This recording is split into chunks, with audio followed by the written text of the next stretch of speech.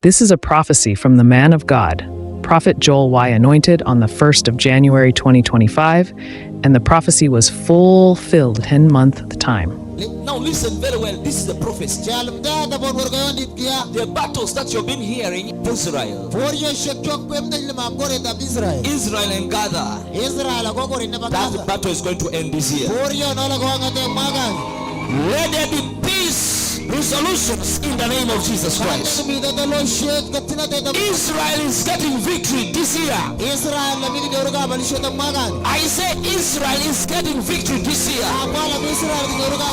The hand of God is going to be upon Israel this year. You hear on the news when they're announcing now there's peace in Israel and Gaza and so on. You will hear it come to pass.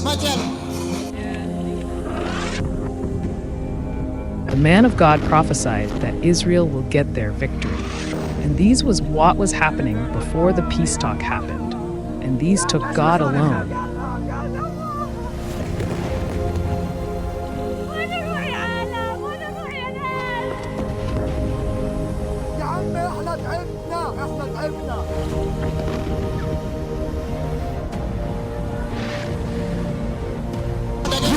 The news when they're announcing now there's peace in Israel and Gaza and so on. Truth Social, and here it is, President Donald Trump. I am very proud to announce that Israel and Hamas have both signed off on the first phase of our peace plan. This means that all of the hostages will be released very soon, and Israel will withdraw their troops to an agreed-upon line as the first steps toward a strong, durable, and everlasting peace. All parties will be treated fairly.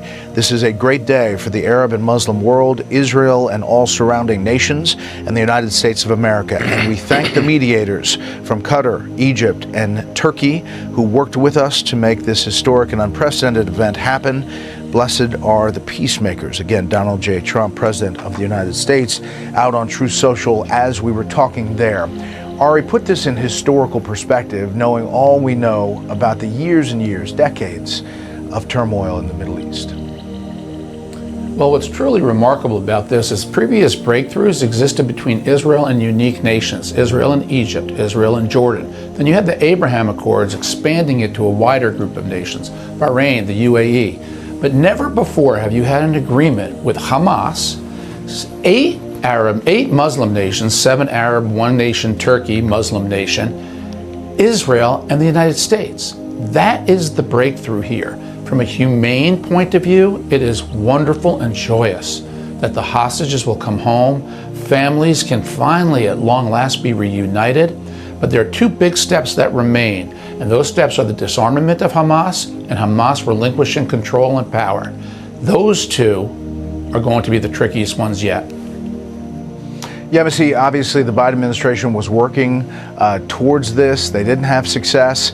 This looks like a major breakthrough. We have, Steve Witkoff, the Middle East envoy, and Jared Kushner, the president's son-in-law, who obviously was crucial in the last administration for the Abraham Accords, the Gulf states basically establishing relations with Israel. They were crucial to all of this for weeks and weeks. Your thoughts on this big picture and how Democrats maybe will react to it?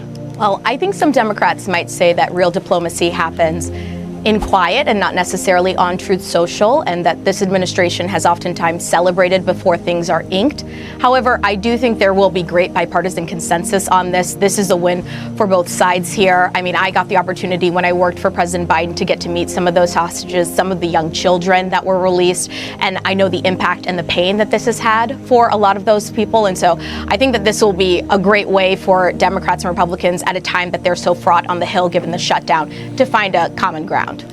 Yeah, Britt, in the wake of October 7th, and obviously we're one day from that anniversary, to look back and all that has transpired, Israel was reluctant at first to get to this point. And it really was President Trump pushing, arguably behind the scenes, Bibi Netanyahu, the Israeli prime minister, to get to this ceasefire. And the key part, as you mentioned, is the hostages, both dead and alive, coming out. Well, I have to say that there's been an awful lot, as Ari suggested, the ingredients of this are numerous. and they have to do with the Abraham Accords, as was mentioned. They have to do with the attack on Iran, which weakened Iran and made it much less important a player. They have to do with the way Israel determinedly fought this war and defeated Hamas militarily. That doesn't mean they're gone as a terrorist force, but all those things are part of it. And I think the back and forth between the president and the prime minister may have been overblown to some extent, but here we are, and let us just pray that the hostages are released and that the further steps that are contemplated in this deal can go forward. What a new world we'd have. Yeah, and just moments ago, Prime Minister Benjamin Netanyahu putting out this: with God's help, we will bring them all home.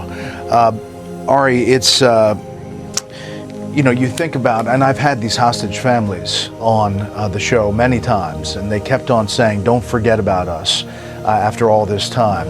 Half of them are likely dead, but there are some that are still alive of the, we think, 49.